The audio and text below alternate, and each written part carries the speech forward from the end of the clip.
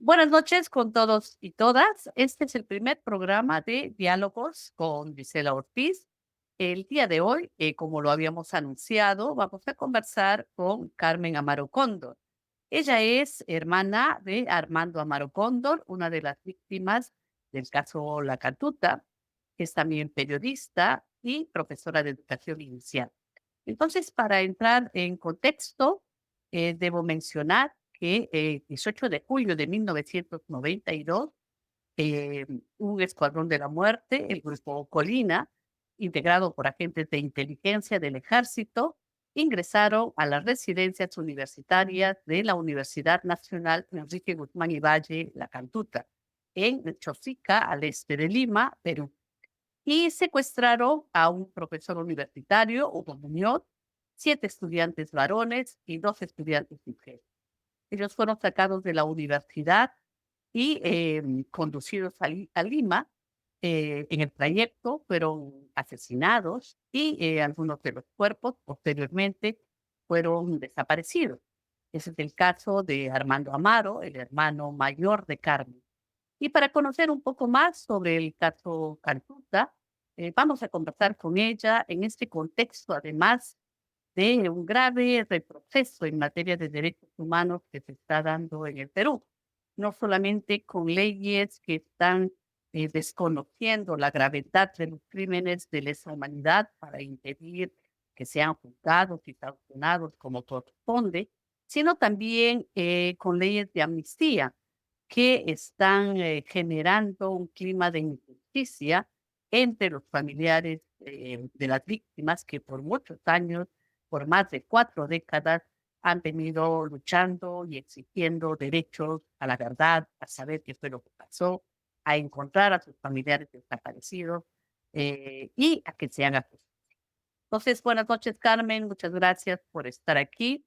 Quiero señalar también que yo conozco a Carmen hace 33 años, tras los hechos ocurridos en el caso Caltuta, y de alguna manera este hecho doloroso que ha marcado a nuestras familias, tenemos esto en común, también ha servido para hermanarnos, para ser parte de una familia mucho más grande, por la cual no solamente estamos movilizándonos de manera permanente, sino también integradas como parte de una sola familia. Así que te agradezco, Carmen, esta oportunidad de dialogar sobre este caso, pero también sobre toda la larga lucha de los familiares que se han emprendido como familiares. Carmen.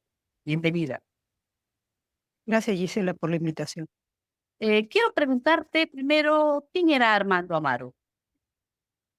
Armando Amaro Cóndor es mi hermano, es el mayor de 7 hermanos. Fue el primero que ingresó a la Universidad La Cantuta por los años 80. Nosotros vivíamos en una situación bastante precaria. Nosotros vivíamos en La Victoria. Mi hermano, con mucho entusiasmo, con mucha dedicación y mucho esfuerzo, él solo se preparó, ingresó a la universidad. Para nosotros era un orgullo, era un ejemplo, porque era el primero en la familia que ingresaba a una universidad.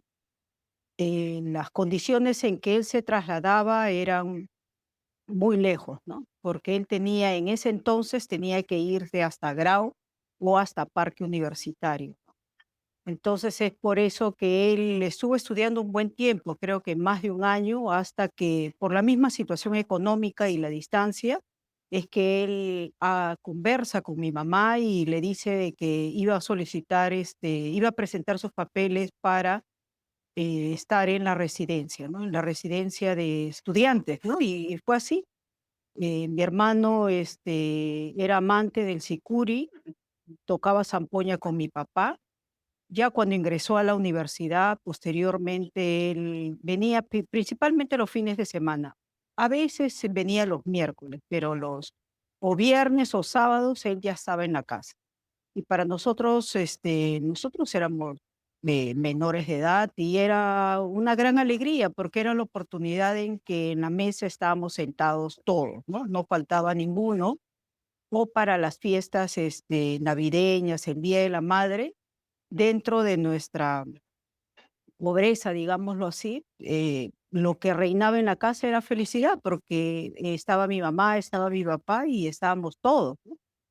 Él era una persona muy correcta, carácter serio, pero también alegre, ¿no? Yo recuerdo mucho cuando, no sé exactamente cuántos años tendría, tal vez 17 o 16 años por ahí. Él vino para mi cumpleaños, ¿no? Con la tropa de sicuris a darme una serenata. Y bueno, para mí fue sorpresa y bueno, vino con un grupo de estudiantes, ¿no? Entonces eso hay recuerdos que están muy vivos, ¿no? Que los atesoro, que son parte de mi memoria, digamos, de que son hechos importantes, trascendentales en mi vida personal, ¿no? Y familiar también. ¿Qué ocurre el 18 de julio de 1992? Nosotros, como familia, mis hermanos trabajaban, ¿no? Eso era, había caído un día sábado. Yo cuidaba a niños, eh, ya había terminado la secundaria y trabajábamos, ¿no? Entonces, temprano cada uno salía de la casa a trabajar, ¿no? Es en esas circunstancias que el amigo de Armando viene en la hora de la mañana, viene a mi casa, ¿no? Y como no le encuentra a mi mamá, lo llega a reconocer a mi hermano Carlos. Mi hermano trabajaba en un depósito de materiales de construcción. Y le dijo que Armando venía a avisar porque los militares habían ingresado a la universidad y que se lo habían llevado. Mi mamá se había ido al mercado y nosotros profesamos la religión mormona. Entonces mi hermano se estaba preparando ya para irse a la misión y nosotros, para apoyarlos, estábamos realizando una actividad económica, un apoyo, una anticuchada. Y entonces mi mamá se había ido al mercado a hacer las compras. Solamente mayor detalles no tengo, pero solamente le dijo eso. Entonces, bueno, cuando llega mi mamá, mi hermano le dice: "Mamá, han ingresado los militares a la universidad y se lo han llevado a Armando". Entonces, mi mamá lo único que en ese momento reaccionó y dijo: "Voy a buscar a mi hijo, avisa a tu hermana, me voy". Y ella se fue a la de Ircote, ¿no? Porque en el año 91 Armando fue detenido, estuvo detenido, juntamente con estudiantes de San Marcos y de la Cantuta, estuvo cerca de 15 días, ¿no? Por apedreamiento a Alberto Fujimori, que en ese entonces había ingresado a la Universidad de la Cantuta. Y bueno, luego de un proceso de indagación, investigación, Armando fue puesto en libertad, ¿no? Y por el temor, mi mamá ya no quiso que fuera a la universidad, pero él retomó sus estudios, ¿no? A continuar, ¿no? En esas circunstancias es que por eso que mi mamá lo primero que hace es apersonarse a la DIRCOT. Y ahí pidió información y le dijeron que no habían traído a ningún estudiante estaba detenido ahí. Entonces ella llega a la casa, avisa a mi hermano y le dice: "Mira, me voy a la universidad". Se fue a la universidad, pero antes de llegar a la universidad pasó por el hospital de Chosic, pasó por la comisaría de Chosica, ¿no? Y tratar de indagar, ¿no? También le dijeron que no tenían información, que no se sa no habían detenido a ningún estudiante. Y esa persona a la universidad, y ahí ya se encontró con un grupo de estudiantes, incluso se encontró con el amigo de Armando, quien había llegado a la casa, y a tratar de indagar qué es lo que había pasado, ¿no? En su idea, ella pensaba que solamente a Armando lo habían detenido, ¿no? Pero ya en el momento de apersonarse a la universidad, ella, recoge mayor información, ¿no? De los estudiantes, le dan con detalle, ¿no? Qué es lo que había pasado. Entonces mi mamá logra, encontrar algunas cosas de mi hermano, ¿no? Al parecer mi hermano, el día anterior, él se iba a venir a la casa porque su mochila estaba hecha, digamos, como para agarrarla y venirse, ¿no? Encontró sus cosas y bueno, el lugar todo desordenado, revoloteado. Ella solamente recogió sus cosas y entre ellos fue sus lentes, ¿no? Y esa era su preocupación, porque ella decía: "Bueno, mi hijo, se lo han llevado, está sin lentes". Y bueno, de ahí era día sábado, ¿no? Ya, a medida que transcurrían las horas, nosotros ya nos enteramos qué es lo que había pasado. Para nosotros, era una incertidumbre porque era un fin de semana totalmente largo, ¿no? Entonces, le habían dicho a mi mamá que ella tenía que apersonarse a la universidad el día lunes. Estábamos sábado, el domingo se realizó la actividad económica y, bueno, algunos del barrio empezaron a preguntar por Armando. Y, bueno, en la casa no teníamos en realidad mayor información, ¿no? Para nosotros era una nueva, o sea, en el sentido de que nosotros vivíamos totalmente de espaldas a la realidad, ¿no? Cada uno hacía su vida, estudiábamos, trabajábamos, apoyábamos a nuestros padres, pero de ahí era, ¿no? Nosotros realmente, para nosotros las palabras derechos humanos, intervención, militares, era algo nuevo a la cual nos enfrentábamos, ¿no? Y tampoco podíamos dar información porque en realidad nadie de nosotros sabía exactamente qué es lo que había pasado. Y hasta que uno de los amigos de Armando le trae el periódico, ¿no? Era el diario La República y ahí se daba información de que la intervención que había pasado, la relación de estudiantes y ahí estaba mi hermano, ¿no? Bueno, el lunes se personó mi mamá en la universidad, se encontró con un grupo de familiares llevando algunas cosas de él, pero de ahí empezó, pues, el calvario, ¿no? Porque y para mi mamá era un tormento, porque todos los días que salía y que regresaba era preguntarle, ¿no? Entonces, no es que nadie de la noche a la mañana desaparece, sino que las desaparecen, ¿no? Pero de ahí, a medida que transcurría, eran semanas, eran meses, era de casi un año, en realidad, sin saber exactamente qué es lo que había pasado.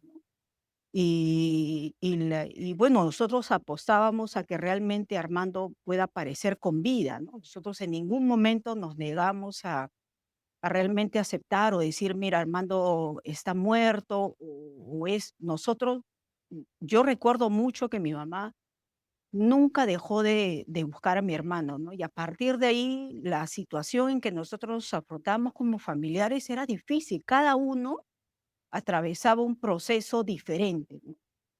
No solamente las primeras informaciones, el mismo estigma, ¿no? De justificar de que si los militares se lo han llevado es porque mi hermano estaba en algo, ¿no? Ahí te confrontas también con tu familia que te da la espalda, ¿no? O sea, no solamente en el barrio circulaban, murmuraban, ni te hablaban, algunos de mis hermanos que se iban al colegio, les insultaban en el colegio, eran pequeños, otros que de repente estaban caminando y le preguntaban, ¿no? Oye, ¿qué ha pasado? Y eran personas desconocidas, ¿no? Con el tiempo uno dice, ah, son del servicio de inteligencia. Pero para mi mamá era difícil porque nosotros éramos una familia de 7 hermanos. Entonces todos éramos pequeños. Mi hermano Martín, que era el último, tenía como 6, 7 años. Algunos no iban al colegio, otros tenían que aprender a cocinar, a apoyar a mi mamá para darle para el pasaje. Y bueno, y también discusión en la casa, ¿no? Porque en realidad le preguntaban, le atormentaban a mi mamá, decir, ¿dónde está Armando? ¿Dónde está? ¿Dónde está? Y mi mamá, ¿en qué lugar no dejó de ir, no? Y para en ese entonces nosotros vivíamos en el primer piso y en la azotea. Yo, hay escenas que lo tengo muy marcada y que de alguna forma no solamente me afectaron, sino que marcaron para yo cambiar de alguna forma una actitud, ¿no? Porque nosotros éramos un grupo, pero mi mamá era la única que salía. Muy esporádicamente algunos de nosotros le acompañábamos, ¿no? Pero de las cosas, de las pertenencias de Armando que no tenía, era sus llaves, ¿no? Y más o menos tratar de indagar con qué ropa, porque él no tenía mucha ropa, digamos, ¿no? Pero ella decía, está sin sus lentes y está descalzo, ¿no? Mi hijo estará ciego de repente, o hay veces nos sentábamos a almorzar o a cenar, o en Navidad, o en cumpleaños, o en el Día de la Madre, y realmente tú te sentabas y sentías la ausencia, ¿no? Entonces era, de hecho, que llorar, pero también tener que ponernos fuertes, ¿no? Mi mamá dejaba de comer. Recuerdo que en las noches, yo me levantaba y le encontraba en el suelo durmiendo, ¿no? Y le decía: "Mamá", y cuando tú la despertabas estaba como desorientada, ¿no? Y le decías: "Pero, mamá", y ella decía: "No, déjame dormir en el suelo porque, yo no sé dónde está mi hijo". porque si yo estaré en cama, pero mi hijo de repente estará en el suelo, ¿no? Y le soñaba y se revelaba en el sueño, y ella siempre decía, ¿no? Y le decía: "Mi hijo está sucio, está con el pelo crecido y está lleno de tierra", decía ella. Entonces, ahí algunos que le decían: "Pero bueno, trata de ir donde un curandero, alguien que te ve y alguien que te lea la coca", decía, ¿no? Era esa desesperación de no encontrar respuesta.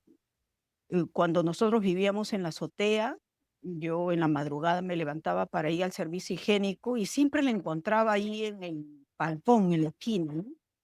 Y era justo en una esquina que daba, que justo era como, mirabas tú la calle y era que te daba la esquina. Entonces mi mamá en algún momento anhelaba que mi hermano tenía que cruzar esa calle porque él iba a venir y que como no tenías las llaves, porque no se habían encontrado, tal vez de repente venga y quién le va a abrir la puerta.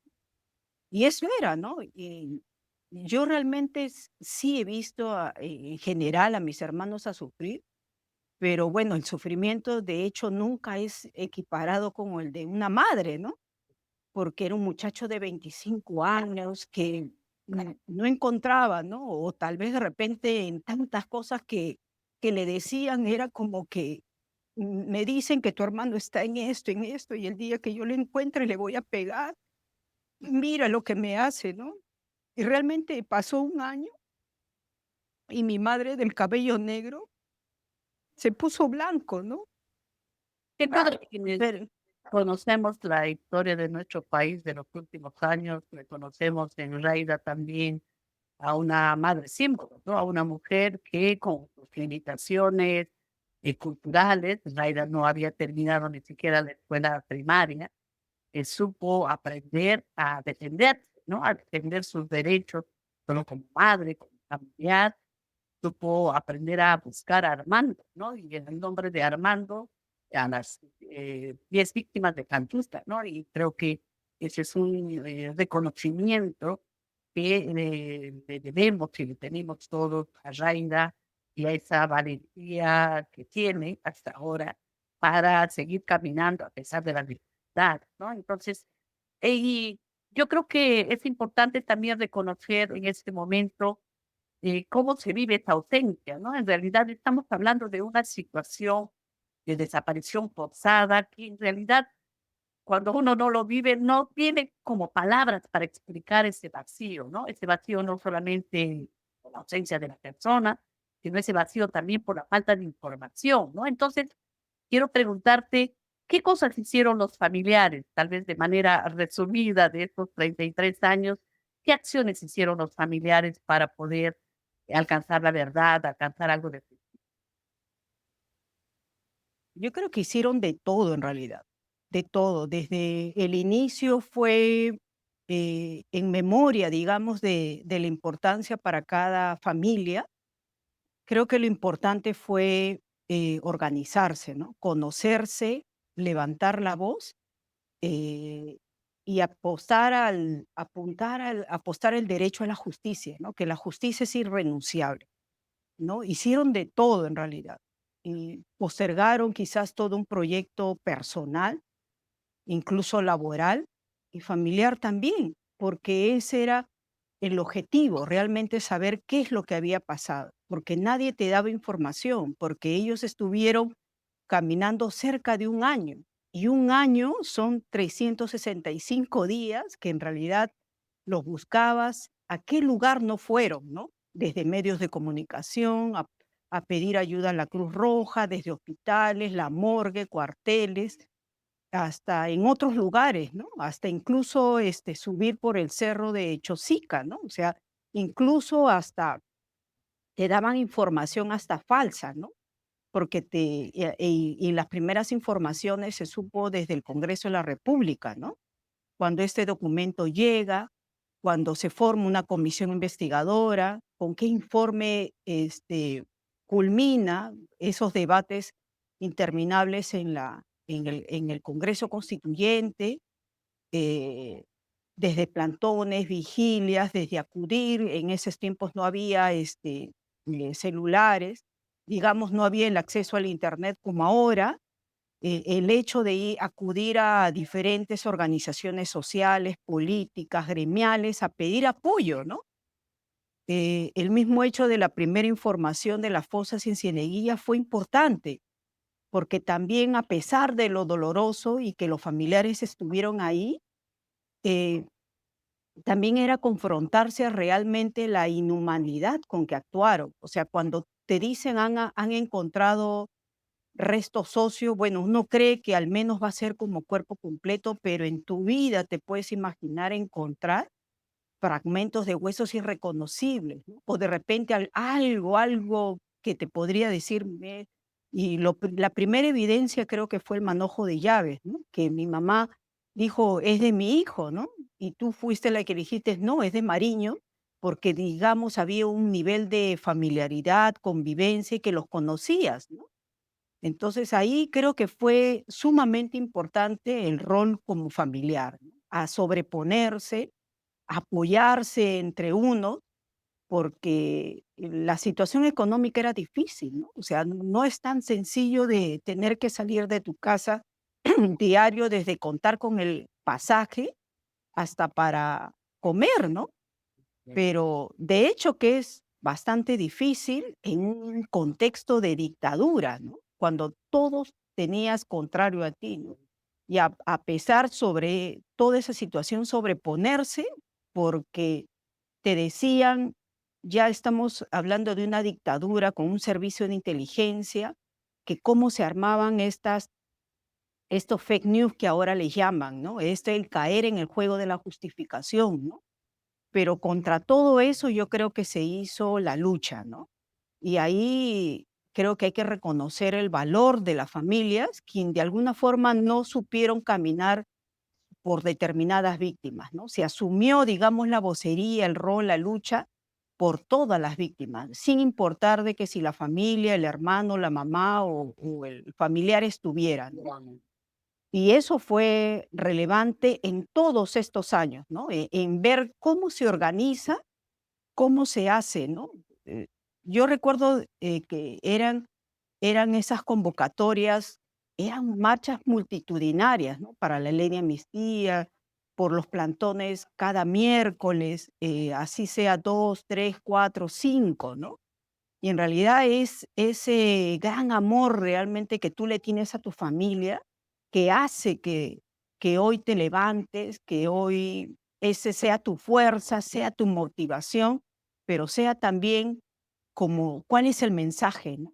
Que esto no debió de ocurrir, mucho menos estamos hablando de un Estado que debe de protegerse, salvaguardar tu integridad y es el principal responsable de lo que aconteció, ¿no? Y sin duda Y en el creo caso que todos Cantuta, los logros que se han llegado, ¿no? O sea, ¿quién en algún momento podría imaginar que Fujimori abandonando el país hace su presencia en Chile y como familiares se han apersonado ahí? O con Montesinos cuando fue a Panamá, ¿no? O cuando en algún momento capturaban algún miembro del grupo Colina, estaba ahí, ¿no? O sea, nosotros que había éramos una como reacción que la inmediata. sombra, exacto, ¿no? Pero Sí, también creo que con también todo todo eso, este nosotros supimos actuar dentro de la altura, porque nosotros en todo este tiempo nunca dijimos ni ojo por ojo, ni nos hemos convertido en un grupo como la pestilencia, ni no, ¿no? Al contrario, nosotros ejercimos nuestro derecho a la protesta, pero con todos los mecanismos y siempre supimos dar la cara, ¿no? O sea, nunca nos hemos ni llamado un alias, ni anónimos, nada, ¿no? O sea, ustedes principalmente han sido la cara visible, ¿no? Entonces, cuando se habla del caso Cantuta, hay que reconocer y agradecer a ciertos familiares, o sea, si en el grupo de familiares no hubiese estado tú o otros familiares, creo que no se hubiese logrado. Era como un equipo, ¿no? Yo recuerdo que también en mi casa se hacían reuniones, ¿no? Se hacían reuniones para coordinar, para hacer qué se hace, qué no, a qué instancia sí. En realidad fue eso, ¿no? y sí creo que es importante mencionar, claro, que el caso Cantuta es uno de los pocos casos de Perú que alcanzó justicia, ¿no? Como bien lo has mencionado, no solo la extradición de Fujimori, el juicio a Fujimori, la condena a Fujimori, tenemos una sentencia de la Corte Interamericana de Derechos Humanos y algunos de los responsables también condenados a 25 años de cárcel, la pena máxima por este delito. Sin embargo, estamos ahora en un contexto de impunidad nuevamente, como en los años 94, 95, cuando Fujimori y Montesinos dieron las leyes de amnistía. ¿Qué está pasando ahora? ¿Cómo afecta la ley de amnistía el derecho a la justicia de las víctimas? Mira, lo que ha acontecido en los años 90 en la dictadura, lamentablemente se repiten estos patrones en este contexto. Y estamos hablando de una persona que tiene el más alto cargo en el país, pero donde está también involucrada en crímenes de delitos de lesa humanidad. Y aquí hay una estrategia, ¿no? En el sentido de que quiénes son los que gobiernan y esta coalición mafiosa, delincuencial, por la cual es, digamos, hay un aprovechamiento y en el sentido de que también tiene que ver con la inacción a nivel de la ciudadanía, ¿no? Pero también venimos pues de no solamente de la dictadura, venimos de la pandemia, venimos del tema de que afrontamos no solamente los crímenes que han acontecido en los últimos años, del régimen de Merino, de Boluarte también, pero también ahora estamos atravesando por un contexto delincuencial, ¿no? Donde la gente, tú sales de tu casa y no sabes qué es lo que va a pasar, ¿no? Y realmente no se toma en consideración todo lo que hemos vivido y el daño que significa, ¿no? Y ese mal precedente de que son estas leyes nefastas para nuestro país. No solamente no es una ley que afecta a familiares de víctimas del 80 al 2000 o a casos determinados, sino realmente el daño y el mensaje internacional que se da, ¿no? O sea, este régimen autoritario está dentro del ranking que más desacato tiene, ¿no? Y viene con una amenaza permanente de retirarse del sistema interamericano, ¿no? Un sistema que no solamente es para temas de violaciones a los derechos humanos, quienes, digamos, no logran alcanzar justicia, es una garantía también. El Perú ha suscrito convenios, ¿no?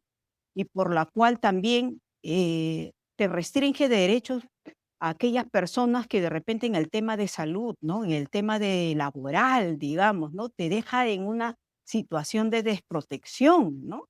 Entonces, es un pésimo, pésimo, pero, pero dentro de todo de esta situación creo que encontramos aliento o que al final la lucha no es en vano, ¿no? Porque ya esta ley nefasta ha sido promulgada, eh, quizás un poco de un mes ha habido una audiencia en Costa Rica y los jueces han sido totalmente claros. Hace poco ha salido una resolución y sin embargo hay valientes jueces y juezas quienes están inaplicando la ley de amnistía.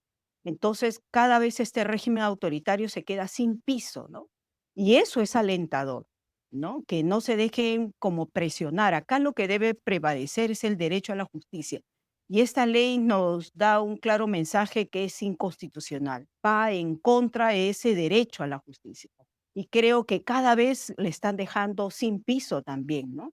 Y eso es importante, ¿no? El simple hecho que juristas a nivel internacional, instituciones, ¿no? Salgan a manifestar, a emitir algún tipo de pronunciamiento, es alentador, ¿no? Yo creo que a medida que van aconteciendo las semanas, cada vez el rechazo es mayor en cuanto a esta ley de amnistía, porque estamos hablando de que también es una ley que nos confronta, ¿no? Entre víctimas y familiares de víctimas contra los violadores de derechos humanos. Acá no estamos hablando de una ley que afecta o que mella la situación de las fuerzas policiales ni militares.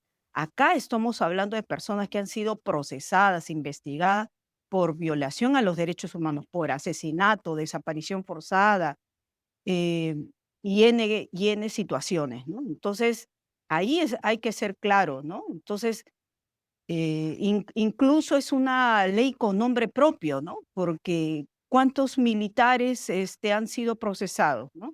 O cuando hablamos en el discurso, en el mensaje de la señora Boluarte, ¿no? Que es momento de voltear la página, ¿no?